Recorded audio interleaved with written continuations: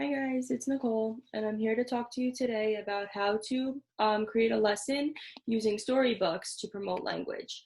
I've been doing this a lot with my preschoolers since we've been working remote and working online. I don't have access to my books that I would normally use in school that I love to read with my kids, but luckily they do have most of the books on YouTube. I don't think that YouTube takes the place of an actual book and sitting and reading with your children. So if you do have access to the books that they like, I would highly recommend using the book over the tablet or YouTube. But YouTube is always a good resource in case maybe your child is not interested in watching, is not interested in reading the book, or they're not attending to it. It might be something that would catch their attention a little bit more. So what I'm going to do today is I'm going to do a very basic lesson with a Pete the Cat book. My kids in school love Pete the Cat. Most young kids do. I like the read alouds for those books in particular because they have a song component to them. So singing sometimes encourages more language than just answering questions back and forth. So what I've done is I pulled up Pete the Cat, I Love My White Shoes on YouTube. I'm going to share that screen with you, and I'm going to go through how I would conduct my lesson with my preschoolers. So what I've been doing is I did a whole week of Pete the Cat lessons on YouTube, and I had another distance learning packet, which I'm going to show you in just a few minutes. So what I would always do first is make sure you let the story play out until the end.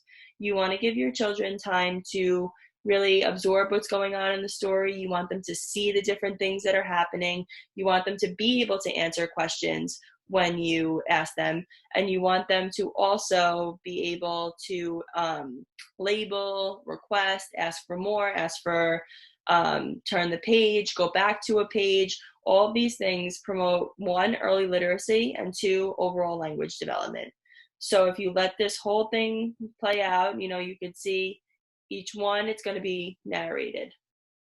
Pete the Cat was walking down the street in his brand new white shoes. Pete loved his white shoes so much, he sang this song. I love my white shoes. I love my white shoes. I love my white shoes.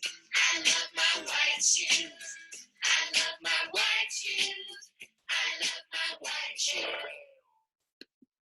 Okay, so just for time's sake, I'm going to pause it there. But normally, like I said, I would let this whole thing play out first. I wouldn't interrupt the child to label or to answer questions or anything until it's been played out in full, because it could be very distracting and overwhelming to them if you're asking them to answer questions while they're trying to watch the story or read along with you if you're using a real book. It could be a lot for them.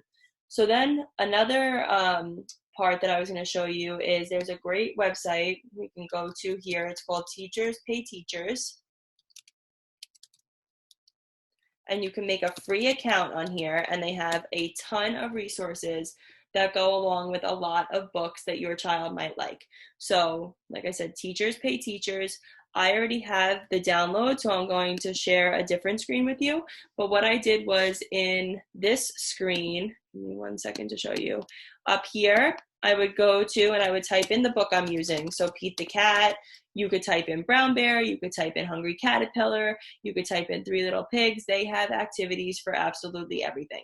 As you could see, some of them can be pricey because they are, supposed to be classroom unit lessons. There's a filter if you scroll down, like I'm going to show you, to free. You can hit free, and these are all free downloads associated with Pete the Cat, which I think is a fantastic resource. They have activities that go from answering WH questions to crafts, to following directions, to retelling the story. Like I said before, you can also use PEC symbols if your child is nonverbal and you want to work on this particular book that I'm using here. The I Love My White Shoes is great for color identification. You can use your child's color PECs in order to make a request or to answer a question when you ask them, oh, what color are Pete's shoes now? Are they white? Are they blue? Are they red? Anything like that. So like I said, I have a Pete the Cat learning, distance learning bundle, which I'm going to share with you now. So this is my Pete the Cat download that I had. I believe I did pay for this one. I think it was probably maybe $5 or so. But I like this one because you can use it online. And I've been using it with my kids. I share the screen. It has no prep. It's a great lesson because depending on where your child is, it has, 8 different categories that you can work on. You're working on WH questions, you click on it, and it asks you all different who, what, where, when, why, all of them. Who was the story about? It gives you the visual choices, which I love. I'm a big fan of visual choices with children because it helps them to realize like yes or no also. So if you wanted to present it as a yes or no question, you can. You could say, was the story about a boy? No, the story was about Pete the cat. Was the story about Pete the cat? Yes. So if you are not as concerned with your child's ability to answer WH questions as you are with your child's ability to answer yes and no questions, feel free to pose it as a yes and no question. Like I said, you can click it. It tells you correct. What did Pete love? Which one? He loved his shoes. And it goes on like that.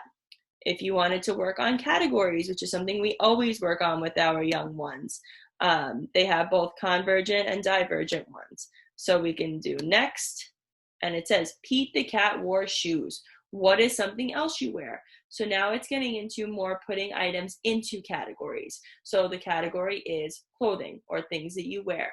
Pete wore shoes. You could feel free to present it to your child as Pete's wearing shoes. Mommy is wearing a, and show him. Is mommy wearing a bucket? Is mommy wearing a shirt? Or is mommy wearing a strawberry? Have them go into labeling those categories. We wear shoes. We wear a shirt. These are clothing. And then they get to, you can keep going after that. You can show them something else you wear. We're wearing pants. We are wearing socks. Anything like that. This one goes into colors. Pete the cat's shoes were white. What's another color? So then they have, is a cloud a color? Is a watch a color? Or is blue a color? So then they could choose blue.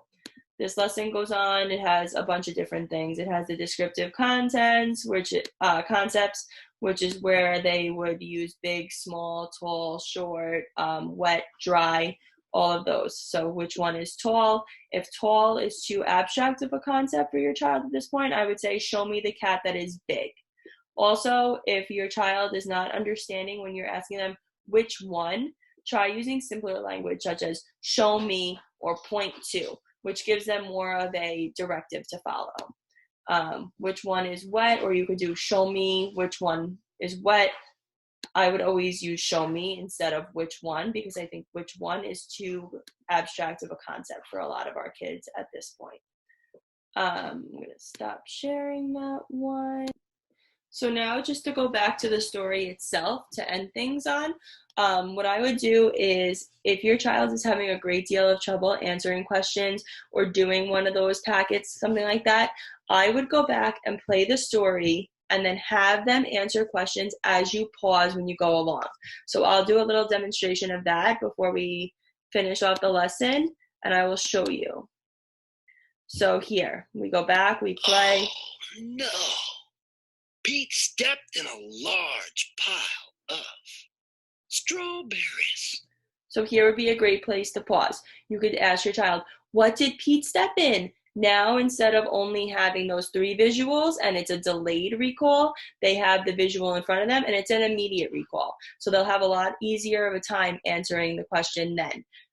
This is also the same thing I was touching on before. When you're reading a book, you stop and you pause at the pages and then you continue after you answer the questions. So this is great for labeling. Oh, you could point to them. What are these? What did Pete step in? And they'll say strawberries. You can encourage them to use longer phrases by saying Pete stepped in the strawberries.